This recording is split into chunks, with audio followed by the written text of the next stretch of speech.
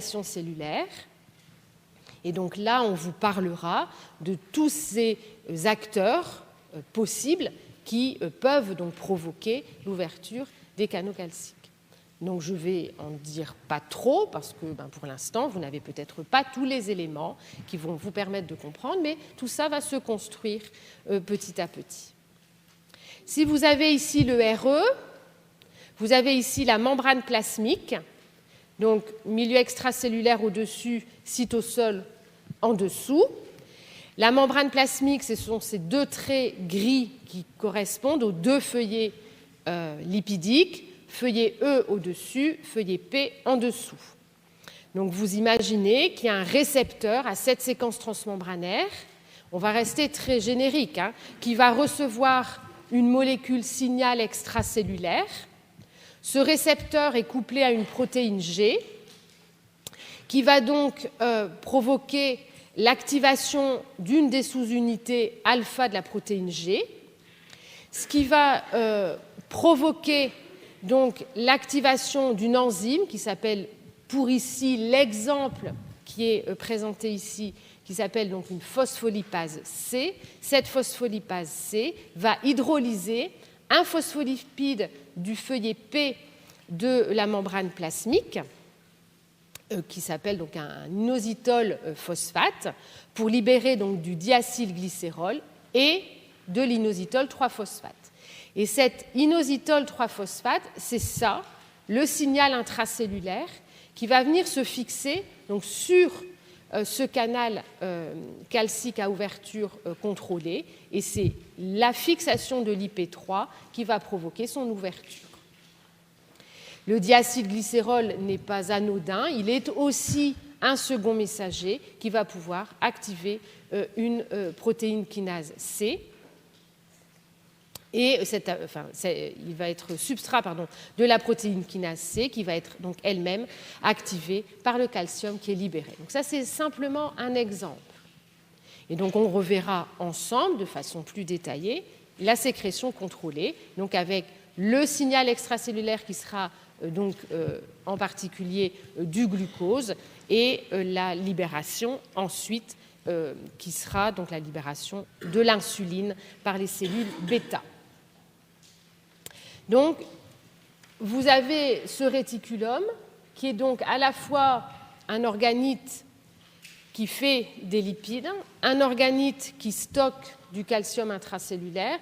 Vous savez aussi que la mitochondrie stocke le calcium intracellulaire. Et donc, ce réticulum, ce n'est pas qu'un organite qui va faire du système endomembranaire le point d'entrée. Donc, il y a aussi d'autres activités du RE. Suite de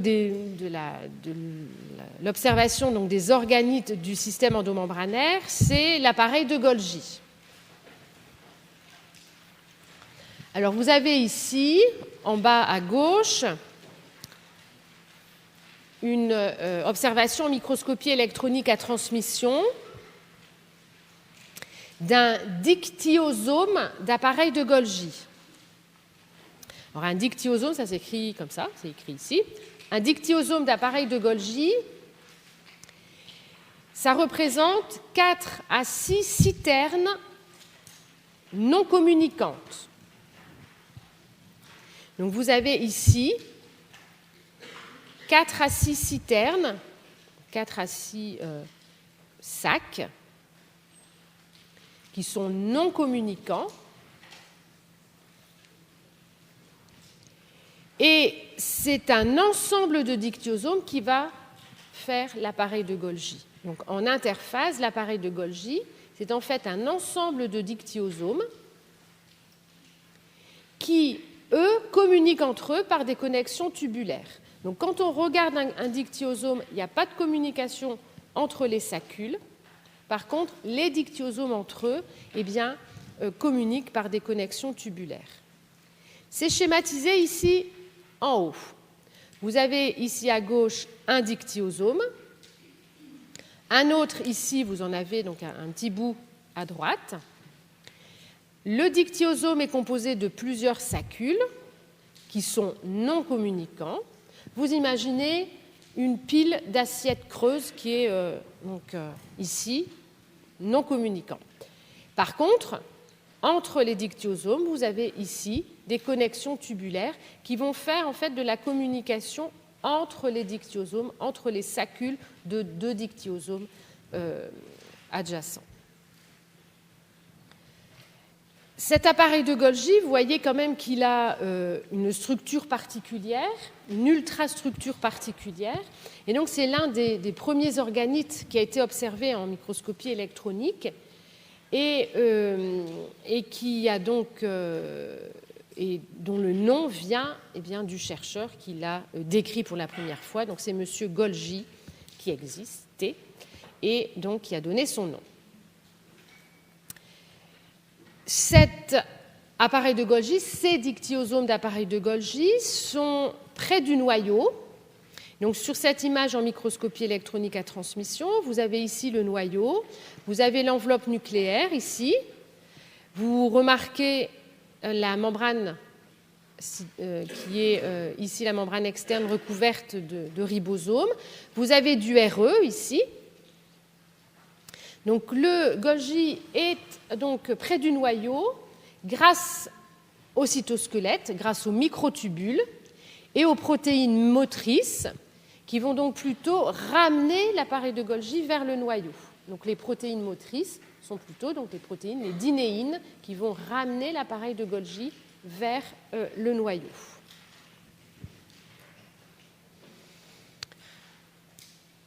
Vous voyez que l'appareil de Golgi est légèrement incurvé. Et donc, il va présenter une orientation, ce qu'on a appelé, et on l'a dessiné, vous l'avez dessiné aussi en même temps que moi, il y a une face 6, une face médiane et une face trans.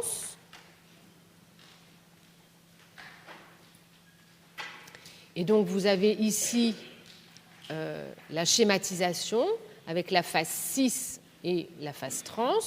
Et donc, la phase 6, et quand vous allez aller de la phase 6 à la phase trans, vous aurez ce qu'on appelle un réseau cis-golgien, les citernes ou la citerne 6, la citerne médiane, la citerne trans, et du côté de la phase trans, eh bien, ce qu'on a appelé le réseau trans-golgien. La phase 6 va recevoir les vésicules qui vont émaner du RE.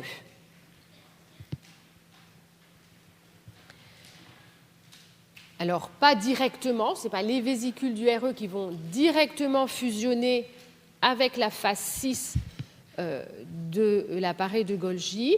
Il va y avoir formation d'agrégats, et donc on les appelle des agrégats tubulaires vésiculaires, que l'on peut observer ici en microscopie électronique à transmission. Donc ce n'est pas vraiment des vésicules, ce n'est pas vraiment des saccules, c'est un intermédiaire entre le RE et l'appareil de Golgi. Et de la phase trans, de ce réseau transgolgien, vont émaner des vésicules qui vont ensuite aller vers les lysosomes ou vers la membrane plasmique, via donc, des vésicules ou via des endosomes. Et on reverra ça de façon plus précise un petit peu plus tard. Et donc, on appelle ce réseau transgolgien une plateforme de tri, parce que c'est vraiment là où on va avoir un tri des macromolécules pour qu'elles aillent, ces macromolécules, vers leur compartiment d'adressage.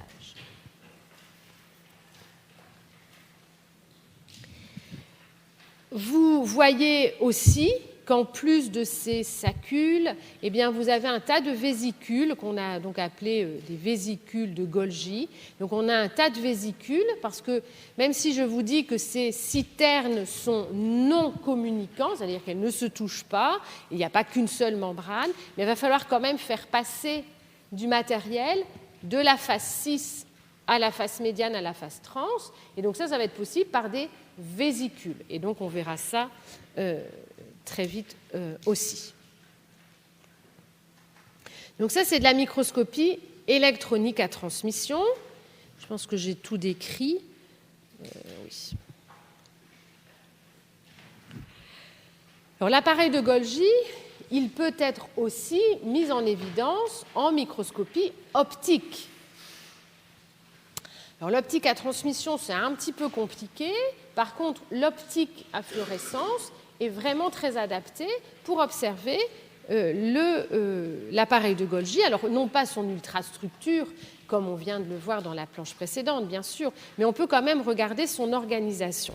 Et c'est ce qui a été fait sur cette planche, où vous avez ici en haut à gauche une image en microscopie optique à fluorescence de cellules en culture sur laquelle ces cellules ont été fixées, perméabilisées, puis on a mis des anticorps, on a fait de l'immunofluorescence indirecte avec des anticorps qui ont permis de mettre en évidence le cytosquelette, ici en rouge, et en vert, vous avez l'appareil de Golgi qui est mis en évidence, et donc soit par immunofluorescence indirecte, c'est ici le cas donc par un anticorps qui va se diriger par exemple contre une enzyme de l'appareil de Golgi, une enzyme golgienne, et puis ensuite un deuxième étage d'anticorps fluorescents, donc soit fluorescent rouge ici pour le cytosquelette et vert pour l'appareil de Golgi. Le noyau étant marqué par des intercalants de base de l'ADN fluorescent. Donc ça, c'est de la microscopie classique de l'immunofluorescence indirecte. Puis là, vous avez vraiment une image de ce que l'on voit quand on regarde dans le microscope. L'image ici en dessous, c'est aussi une image en microscopie optique à fluorescence, mais là, ce sont des cellules vivantes. Donc il y a deux cellules, une ici, puis une ici, donc en culture. Mais donc ce sont des cellules vivantes qui ont été modifiées génétiquement pour exprimer une enzyme golgienne couplée à la GFP. Alors j'ai voulu vous montrer d'abord une jolie photo pour que vous vous rendiez compte de ce qu'on voit quand on fait de la microscopie optique à fluorescence. Et ça, ça c'est une photo, bien sûr, qui est en noir et blanc, qui est moins jolie, mais qui est simplement, donc, qui est seulement moins jolie, mais qui est aussi informative et qui vous montre que l'appareil de Golgi qui est ici, eh bien, cet appareil de Golgi est bien contre ici le noyau, même si c'est un peu plus compliqué à se rendre compte. Ces cellules étant vivantes, on va pouvoir les mettre dans un environnement bien sûr contrôlé, en humidité et en température, mais sous un microscope pour faire donc de la microscopie optique de fluorescence, mais en temps réel, et prendre des photos de ces cellules à différents temps, et c'est ce qui a été fait. Et donc, vous avez ici la séquence d'images qui ont été prises entre 0, c'est l'image qu'on vient de voir, jusqu'à 120 minutes. Et donc, on va suivre ces deux cellules pendant ces 120 minutes, et en particulier, bien sûr, l'appareil de Golgi, la protéine, la GFP, la protéine GFP, qui est donc exprimée et séquestrée dans l'appareil de Golgi. Donc cette protéine, cette glycosyltransférase, on verra plus tard ce à quoi ça sert, est bien stockée ici dans l'appareil de Golgi de ces deux cellules. Puis donc ces deux cellules vivent leur vie. Et puis ce qui se passe, c'est qu'il y a une des deux cellules, celle-ci à gauche, qui rentre en mitose. Et donc vous suivez ici la désorganisation de l'appareil de Golgi par fragmentation. Et donc en prophase, on a une complète désorganisation et une complète fragmentation de cet appareil de Golgi.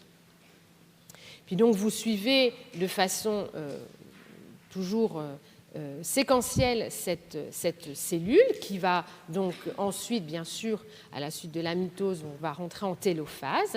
Et à la fin de la télophase, eh bien, vous allez commencer, vous voyez, à avoir des petits grains qui correspondent à de la fluorescence qui est plus concentrée, donc qui est observable. Donc vous pouvez imaginer qu'à ce moment-là, l'appareil de Golgi va commencer donc à se recondenser pour redonner des petites vésicules.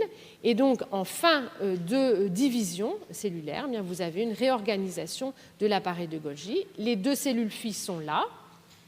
Elles ont chacune un noyau et chacune, elles ont donc retrouvé un appareil de Golgi donc qui est périnucléaire, qui est proche du noyau et qui, bien sûr, et bien après, ces cellules vont pouvoir rentrer encore, bien sûr, en division. Comme vous pouvez le voir, il n'y a qu'une seule des deux cellules qui s'est divisée, la cellule ici à droite. L'appareil de Golgi est resté intact, toujours avec la même structure. Donc vous pouvez bien sûr imaginer que cette cellule n'est pas entrée en division. Alors cette image, au-delà de l'information donc, qui est donnée d'une fragmentation donc, de l'appareil de Golgi au cours de la mitose, puis une réorganisation en fin de mitose, c'est donc pour ça qu'on dit bien que c'est en interphase que l'appareil de Golgi est organisé en dictyosome. Et bien, donc, au-delà de cette information, vous avez aussi l'information et la visualisation que dans une culture de cellules, dans plastique, ce que l'on fait en laboratoire, donc dans une culture de cellules, toutes les cellules ne sont pas au même moment du cycle cellulaire. Donc, vous avez des cellules qui sont en mitose alors que d'autres cellules sont en interphase. Donc ça peut peut-être apporter un peu aussi de visualisation de ce que vous verrez avec Madame Lestrelin en particulier quand vous ferez le cycle cellulaire.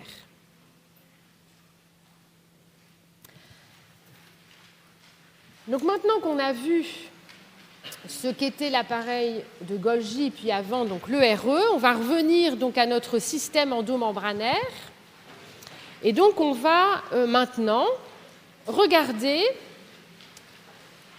le principe, les grandes lignes du trafic vésiculaire. Alors là, vous allez prendre une belle feuille de papier, on va reprendre notre crayon, moi je vais prendre ma craie, et donc on va travailler ensemble et on va dessiner ensemble le principe du trafic vésiculaire.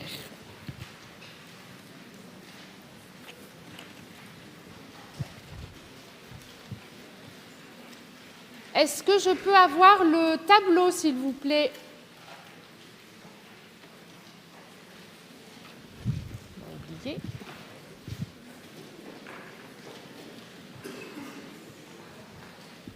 Alors, donc vous êtes tous prêts? Donc, trafic vésiculaire dit vésicule. Vésicule, on n'a pas dit récréation, on a dit qu'on allait travailler. C'est bon? Donc, qui dit trafic vésiculaire dit vésicule. Vésicule qui va transiter depuis un compartiment donneur jusqu'à un compartiment receveur.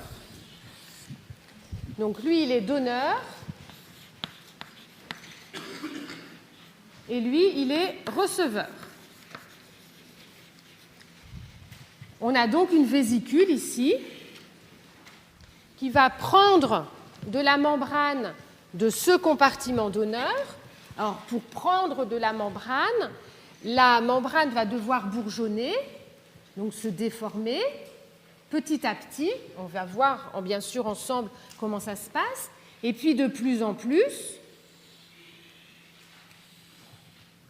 pour donner donc cette vésicule.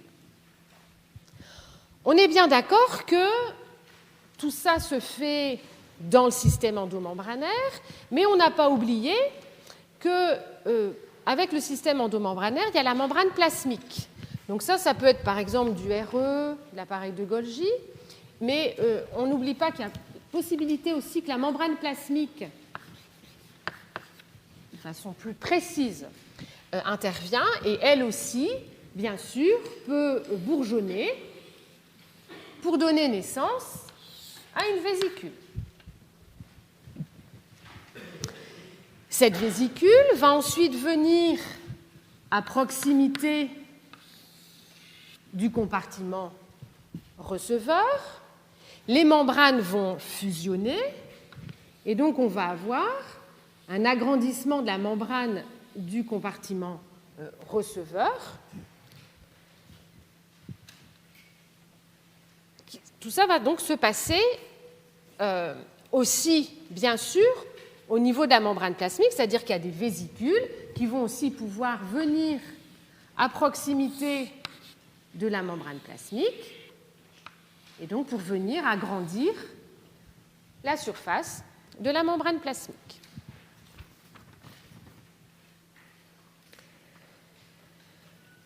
Comme vous avez bien travaillé lundi, vous savez tous maintenant par cœur qu'il y a des feuillets E, il y a des feuillets P, c'est bon.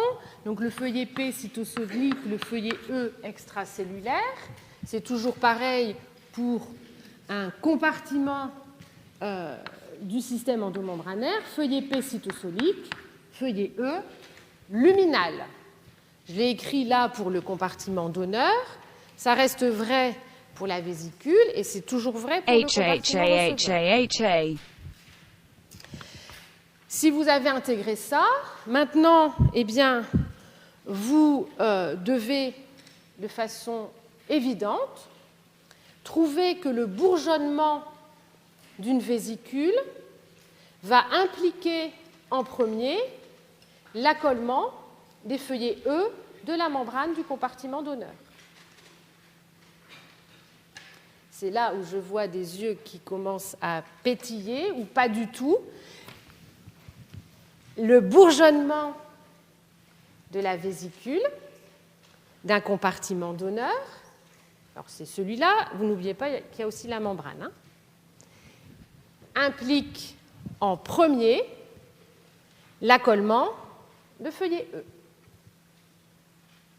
Et c'est là où ça devient aussi évident pour tous que la fusion d'une vésicule avec un compartiment accepteur, c'est vrai ici, c'est vrai ici, Pétillé.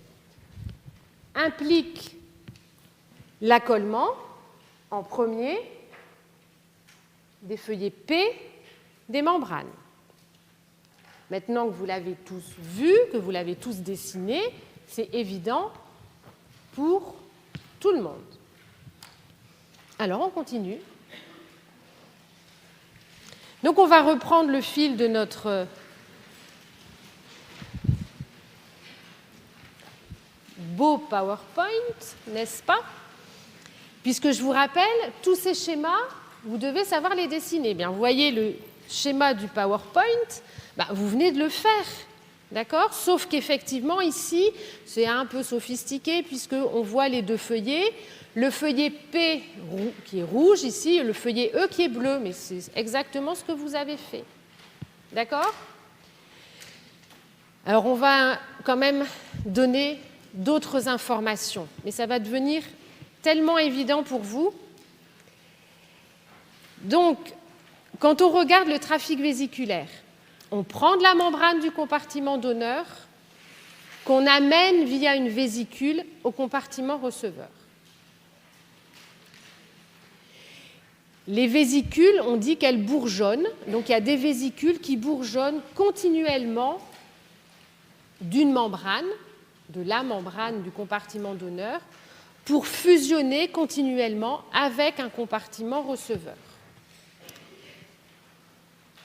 Donc ça va transporter, oui, d'accord, de la membrane, mais vous voyez aussi que ça va transporter un contenu luminal. Le contenu luminal du compartiment donneur pour le mélanger au contenu luminal du compartiment receveur. Ce sont donc des molécules solubles qui vont passer d'un compartiment à un autre. Ces molécules solubles, on appelle des cargaisons ou des cargos ou des chargements. L'intégrité de la membrane, elle est maintenue tout au long de ce trafic vésiculaire. En d'autres termes, l'orientation que l'on a appelée la topologie des membranes reste la même tout au long du trafic vésiculaire. Vous mettez toujours le feuillet P du côté du cytoplasme, le feuillet E du côté luminal. Et donc la topologie des constituants de ces différents compartiments reste la même tout au long du trafic vésiculaire. Une protéine membranaire restera membranaire. Si elle a son C-terminal du côté protoplasmique, son C-terminal restera toujours protoplasmique. Une protéine luminale restera toujours luminale. Donc, ce qui n'est pas dessiné ici et que vous rajouterez, vous, quand vous travaillerez avec le poly, vous rajouterez la membrane plasmique. D'accord ? Parce que la membrane plasmique va aussi répondre au principe du trafic vésiculaire. Alors évidemment, il y a des questions qui vont se poser, parce que tout ça ne va pas pouvoir se faire n'importe comment. Il va falloir résoudre un certain nombre de problèmes, et donc ils sont indiqués ici.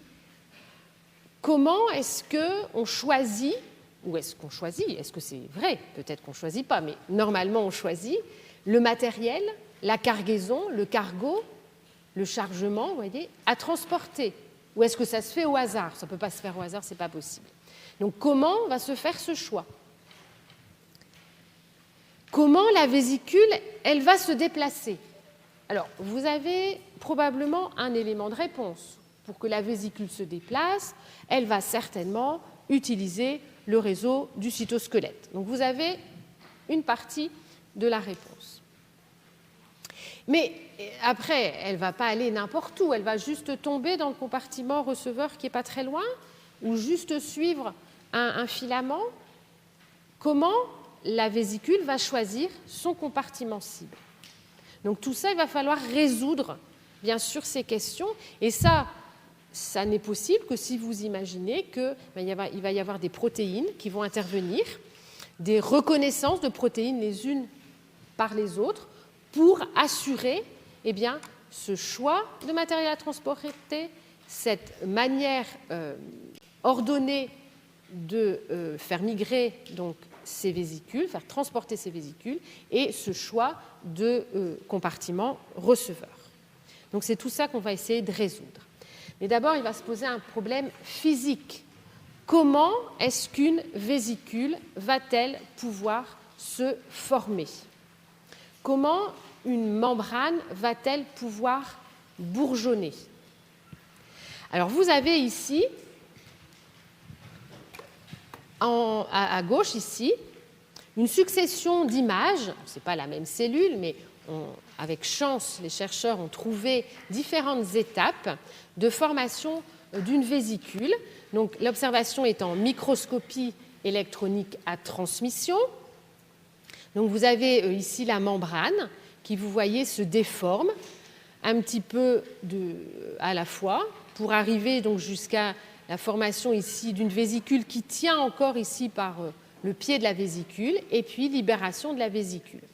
Alors, pour orienter, et parce qu'on a bien sûr d'où est issue cette image, on a le cytosol qui est en haut ici et le milieu extracellulaire qui est en bas. Donc là, c'est une vésicule qui est en train de bourgeonner de la membrane plasmique pour endocyter, pour faire entrer du compartiment du matériel depuis donc, le milieu extracellulaire jusqu'à en faire une vésicule intracellulaire ici qui sera ensuite fusionnée, qui fusionnera ensuite avec le système de dégradation. Donc, vous avez ici les images en microscopie électronique à transmission. Vous voyez un peu les dimensions, environ 250 nanomètres, cette vésicule. Et cette vésicule n'est pas lisse, c'est-à-dire qu'elle n'est pas simplement composée d'une simple membrane, d'un double feuillet de phospholipides. Du côté cytosolique, il y a un manteau. Alors ce manteau, on le voit déjà quand la membrane est en train de bourgeonner ici. Et ce manteau cytosolique va recouvrir donc complètement la vésicule, et on verra plus tard que c'est un manteau de clatrine, mais on verra tous les détails un petit peu plus tard. Les dessins ici, eh bien, ce sont des dessins qui correspondent à ces deux étapes, la première ici et la troisième, où on voit de côté, avec une impression en 3 dimensions, de la vésicule. Donc là, vous imaginez, vous êtes debout, la membrane de la cellule est par terre, vous êtes dans le cytosol, vous êtes debout sur le feuillet protoplasmique, et donc vous regardez devant vous la membrane qui est en train de se déformer, donc qui est en train de se soulever pour donner ensuite eh bien, cette structure-là, qui est en fait donc cette vésicule qui est en train de se former. Donc vous êtes debout, vous êtes en train de regarder la membrane qui se soulève, et bien cette membrane qui se courbe, on dit que quand elle se fait vers le cytosol, c'est une courbure qui est positive. Donc on a une courbure positive de la membrane quand on a bourgeonnement de la vésicule. Donc toute courbure vers le cytosol est une courbure positive. Ça demande une force considérable. Ce n'est pas possible que ça se fasse tout seul. On verra, enfin vous savez normalement déjà que il y a un cytosquelette rigide qui est sous la membrane. Vous connaissez le cortex cellulaire, donc qui est le réseau de filaments d'actine qui est sous la membrane plasmique, par exemple, et donc qui est rigide, et donc qui empêche finalement la formation de cette vésicule. Donc on a besoin d'une force considérable. Et pour ça, eh bien, on verra les moyens moléculaires pour déformer cette membrane. Pour ce qui concerne donc la membrane plasmique. Pour les autres compartiments, le RE par exemple, ou l'appareil de Golgi, eh bien, les vésicules vont plutôt bourgeonner, on ne l'a pas bien dessiné finalement, vont plutôt bourgeonner à l'extrémité des saccules, où déjà la membrane est courbée, de telle manière à devoir eh bien, apporter moins d'énergie, moins de force. Donc au niveau des autres organites, les vésicules se feront donc plutôt aux extrémités des citernes où la membrane est déjà courbée. Et donc vous voyez qu'à l'étape suivante, quand vous avez cette formation, bien vous avez ici toute cette courbure qui est positive. Alors une courbure nulle, eh bien, c'est quand on a vraiment une face plane de la membrane. Et quand la courbure est à l'inverse du cytosol, on dit que la courbure est négative. Donc ici, on a une courbure positive, et juste à cet endroit-là, juste à l'endroit où la vésicule le pied de la vésicule va se pincer pour libérer la vésicule, eh bien, on a une courbure négative. Alors, comment ça va se passer ? Pour former une vésicule, les lipides vont être importants. Les lipides vont aider à la courbure.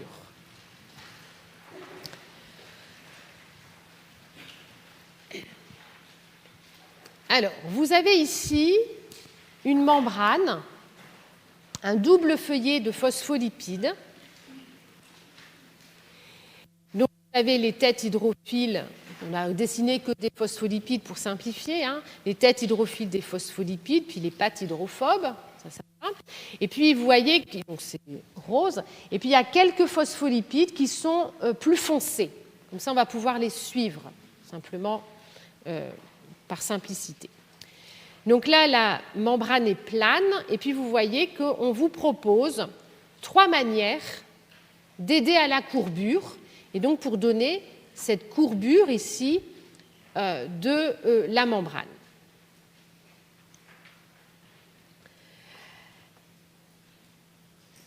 Le premier moyen, donc c'est le petit a ici, le premier moyen, c'est de transférer sélectivement des phospholipides dans un des feuillets, c'est-à-dire donc de déséquilibrer finalement la taille des deux feuillets.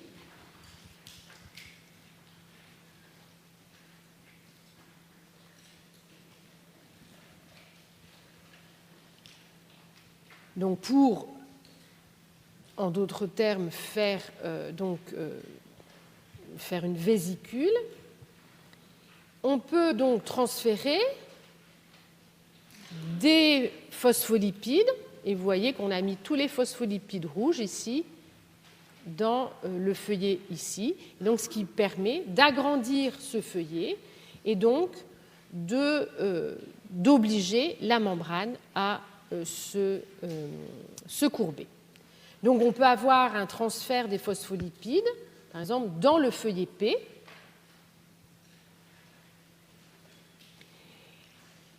Et donc, ce qui va provoquer donc, la formation d'une vésicule. Donc on a le feuillet P ici qui va s'enrichir de phospholipides. Si vous imaginez ici le cytosol et ici le contenu luminal. Donc pour ça, soit il faut des flippases, soit on peut non pas transférer des phospholipides depuis le feuillet E jusqu'au feuillet P, mais apporter de nouveaux lipides depuis le cytosol. Et à ce moment-là, on va faire intervenir donc, des protéines cytosoliques porteuses d'acides gras et de phospholipides et qui vont donc enrichir le feuillet P des membranes.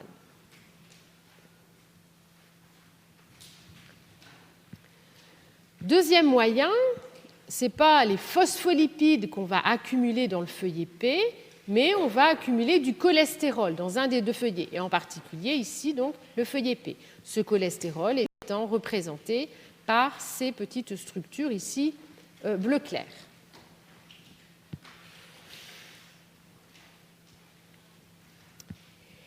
Troisième manière, c'est de modifier de façon enzymatique les phospholipides.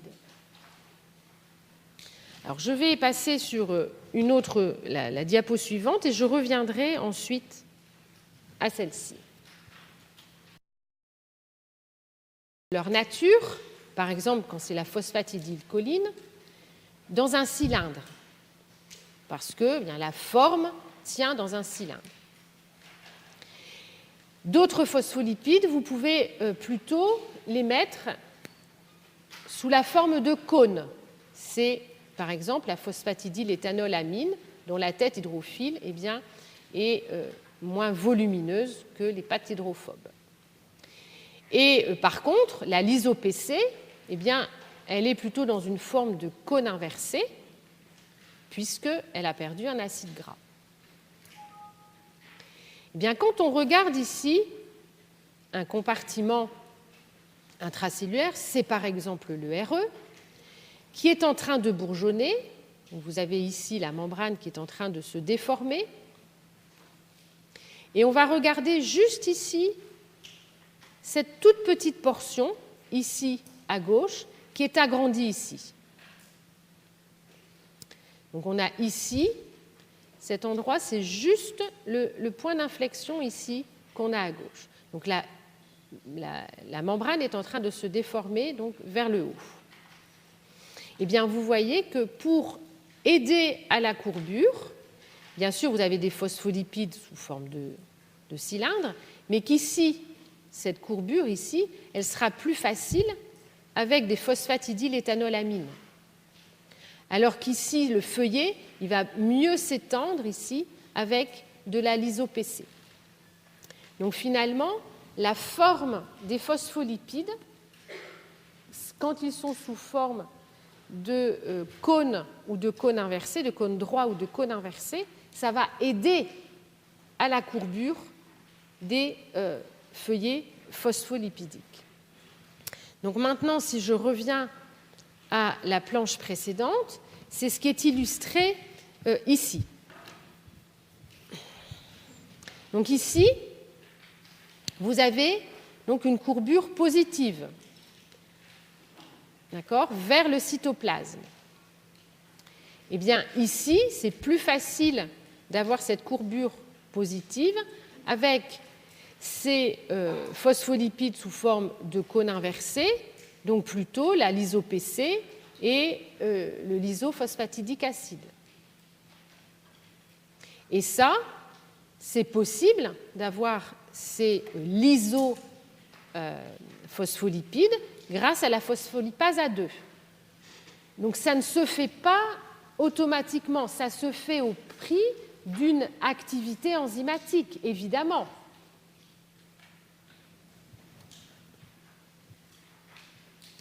Au contraire, ici, donc on a une courbure négative, ici. Donc, cette fois-ci, la courbure négative, elle est plutôt favorisée, quand on est ici dans le feuillet EP, par des phospholipides sous forme de cône droit. Les phospholipides sous forme de cône droit, c'est plutôt donc, la phosphatidyl'éthanolamine, l'acide phosphatidique, les céramides. Eh bien, ça, c'est possible au prix d'activités enzymatiques assurées soit, par exemple, par l'endophyline,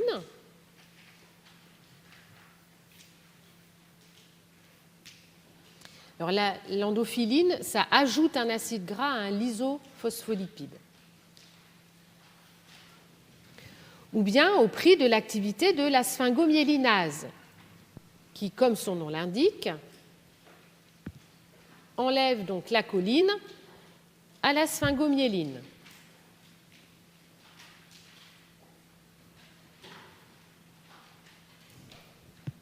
Donc ça ne se fait pas automatiquement, évidemment. Donc les lipides sont importants. La nature des lipides est importante. Et puis, bien sûr, les protéines vont jouer un rôle très important. Les protéines qui vont s'associer à la membrane pour former un manteau cytosolique vont aider la portion de membrane à se déformer et donc éventuellement pour mouler la forme de la vésicule.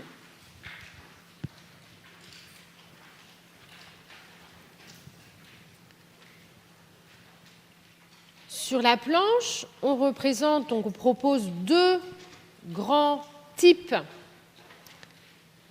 de protéines et d'implication des protéines.